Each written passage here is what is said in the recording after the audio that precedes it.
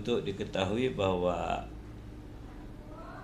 akta kematian ini adalah semacam satu sertifikat, satu akta yang kita berikan atas peristiwa penting. Salah satu peristiwa penting yaitu mencatatkan atau mencatat peristiwa kematian seorang penduduk. Hanya saja kesadaran atau tingkat kepemilikan akta kematian ini masih relatif lebih rendah dibandingkan dengan kepemilikan ataupun pencatatan akta kelahiran. Untuk keperluan biasanya yang pertama ya, bagi dua sisi ya, bagi pemerintah, bagi masyarakat. Nah, pemerintah ini adalah yang pertama adalah memberikan kepastian terhadap jumlah penduduk. Yang belum penduduk itu kan jumlah penduduk itu kan rumus sederhananya adalah kelahiran dikurangi kematian, itulah jumlah penduduk kan gitu kan. Nah, jumlah yang ada ditambah jumlah kelahiran dikurangi jumlah kematian, kan itu rumusnya. Artinya selama ini kita memberikan kepastian bahwa memang penduduk pada saat itu ada berapa jumlahnya. Jadi setiap ada pencatatan kelahiran, setiap peristiwa kependudukan dan peristiwa itu penting kecatat. Nah, dengan tidak diberikan akta kematian itu sering terjadi bias. Penduduk semakin bertambah secara administrasi, tetapi pengurangannya tidak karena kematian tidak dilaporkan. Yang kedua adalah kemudahan kita dalam memetakan pembangunan. Nah, jadi memetakan pembangunan, terutama pembangunan sumber daya manusia, baik yang ada di desa, di kecamatan, di kabupaten, bahkan nasional. Nah, kemudian yang ketiga, ini memudahkan dalam memberikan fasilitas baik oleh pemerintah secara langsung maupun oleh lembaga-lembaga yang ada, lembaga-lembaga sosial terkait dengan program-program tertentu yang menyangkut kemasyarakatan, apalagi sekarang dalam posisi pandemi ya. Nah, di sisi masyarakat ataupun keluarga ini kan almarhum atau almarhumah, ini yang pertama adalah untuk menunaikan hak dan kewajiban ahli waris almarhum atau almarhumah. Apa namanya, warisan, kemudian santunan, tunjangan dan maupun kewajiban-kewajiban yang selama ini menjadi tanggung renteng. Tadi ini yang itu adalah sebagai penanda. Artinya sebagai satu momen penanda yang memang akurasi.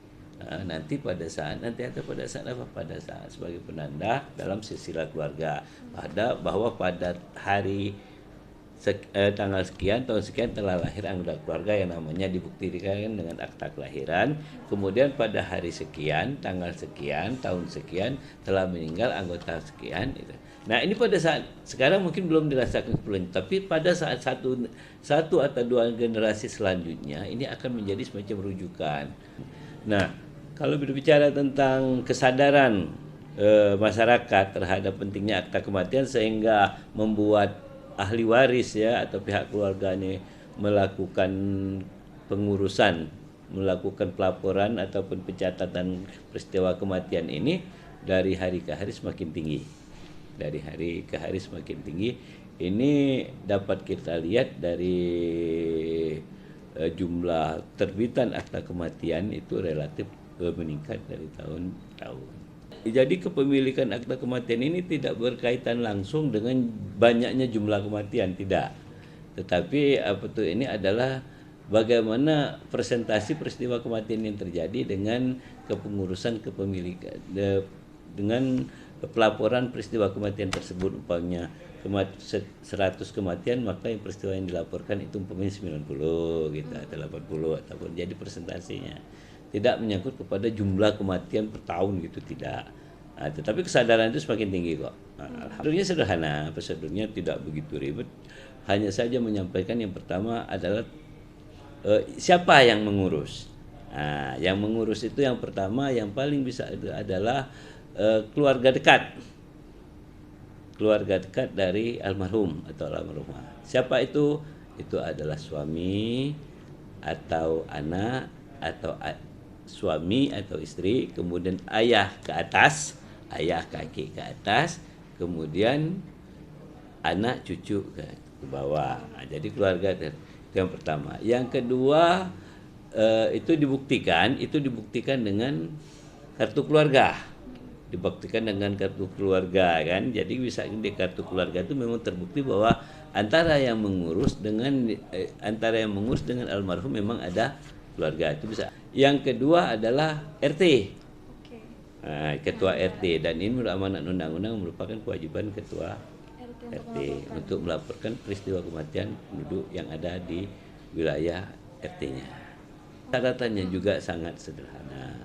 Persyaratannya yang pertama, peristiwa kematian itu tidak lebih dari 10 tahun.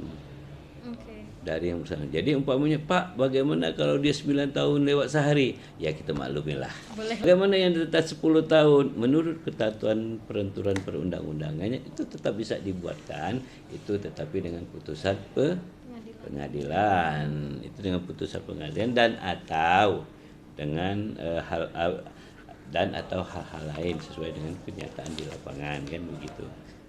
Apakah bisa, apakah itu mutlak 10 tahun itu harus pengadilan?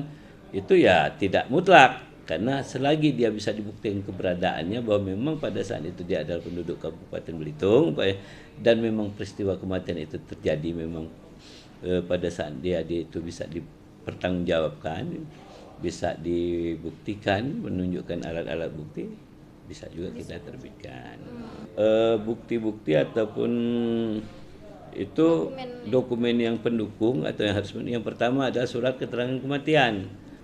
2 sumber. Yang pertama dari surat keterangan dari rumah sakit atau fasilitas kesehatan apabila yang bersangkutan meninggal di rumah sakit atau fasilitas kesehatan. Yang kedua, kalau di luar rumah sakit karena sakit atau karena melahirkan, itu dari desa. Kalau dia meninggal di rumah, tangan dari kepala desa atau lurah. Itu yang pertama. Yang kedua, membawa foto KTP asli dan kakak asli. Yang kakak asli yang ada beliau. Artinya kalau dia memang kakak, pokoknya kakak asli di mana beliau terdaftar sebagai anggota keluarga. Jangan lupa untuk subscribe, like, dan komen channel ini.